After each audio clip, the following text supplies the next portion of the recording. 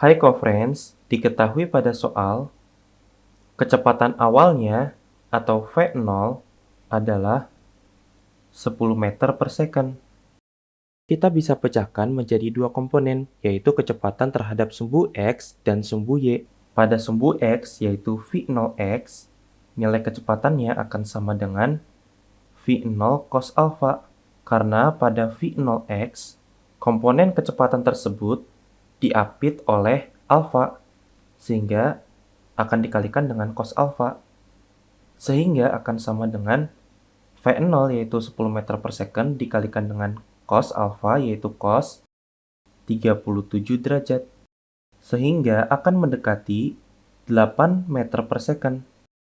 Jadi nilai V0X nilainya mendekati 8 meter per second. Kemudian untuk mencari kecepatan terhadap komponen sumbu Y yaitu V0Y, nilainya akan sama dengan V0 sin alpha. Karena pada V0Y, komponen kecepatan tersebut tidak diapit oleh alpha, sehingga dikalikan dengan sin alpha terhadap V0-nya. Sehingga akan menjadi 10 sin alpha, yaitu sin 37 derajat. Hasilnya akan mendekati 6 meter per second. Jadi, nilai dari V0Y mendekati 6 meter per second. Kemudian, diketahui bahwa waktu sesaatnya yaitu 0,5 second, atau T sama dengan 0,5 second. Kemudian diketahui pula percepatan gravitasinya adalah 10 meter per second kuadrat. Kemudian ditanyakan pada soal, berapakah kecepatannya dan posisi batunya setelah 0,5 second, atau berapakah nilai dari Vt-nya sebagai vektor dan juga R-nya atau posisinya.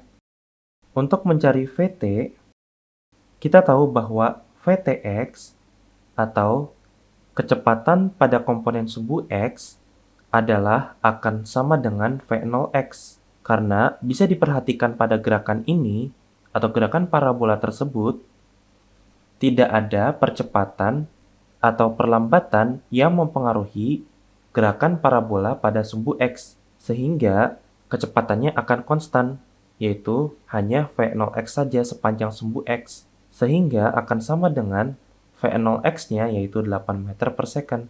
Kemudian untuk mencari Vty atau kecepatan terhadap komponen sumbu Y, kita tahu bahwa kecepatan pada komponen sumbu Y dipengaruhi oleh adanya percepatan gravitasi ke bawah sebesar 10 meter per second kuadrat. Sehingga berdasarkan hukum dari rumus GLBB atau kecepatan untuk gerak lurus berubah beraturan, dikatakan bahwa Vt atau kecepatan akhir sama dengan kecepatan awal plus minus percepatannya atau komponen perlambatannya dikalikan dengan T. Sehingga Vty akan sama dengan V0y. Kemudian kita bisa tahu bahwa V0y mula-mula arahnya adalah ke atas, sedangkan G arahnya berlawanan dengan V0y. Dalam kasus ini, G akan berlaku sebagai perlambatan, sehingga V0y akan dikurangi dengan G, kemudian dikalikan dengan waktunya yaitu T, sehingga akan sama dengan V0y yaitu 6 meter per second dikurangi G yaitu 10 meter per second kuadrat dikalikan dengan T yaitu 0,5 second. Hasilnya akan sama dengan 1 meter per second. Dengan demikian, Vt dapat dinyatakan sebagai Vtx komponen I ditambah Vty komponen J dengan satuan meter per second. Jadi, nilai Vt-nya akan sama dengan Vtx yaitu 8 meter per second komponen I ditambah Vty-nya yaitu 1 meter per second komponen J dengan satuan meter per second. Kemudian untuk mencari RT, kita perlu mencari terlebih dahulu X sama Y-nya atau posisi X dan posisi Y. Untuk posisi X, kita tahu bahwa pada gerakan ini kecepatan terhadap sumbu X adalah konstan, sehingga berlaku hukum gerak lurus beraturan. Dengan demikian, X atau posisi dapat dinyatakan sebagai V dikalikan dengan T berdasarkan hukum dari gerak lurus beraturan. Sehingga hasilnya akan sama dengan V0X kali T, yaitu sama dengan 8 kali 0,5, hasilnya adalah 4 meter.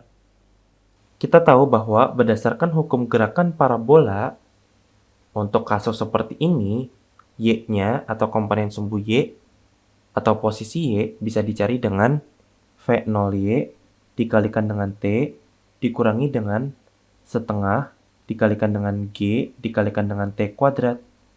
Hasilnya akan sama dengan V0Y yaitu 6 meter per second dikalikan dengan T yaitu 0,5 sekon, kemudian dikurangi dengan setengah dikalikan dengan G yaitu 10 meter per second kuadrat dikalikan dengan T yaitu 0,5 sekon dikuadratkan. Hasilnya akan sama dengan 1,75 meter. Sehingga RT akan sama dengan X komponen I ditambah Y komponen J dengan satuan meter atau sama dengan X yaitu 4 meter komponen I ditambah Y yaitu 1,75 meter komponen J dengan satuan meter. Sampai jumpa pada pertanyaan berikutnya.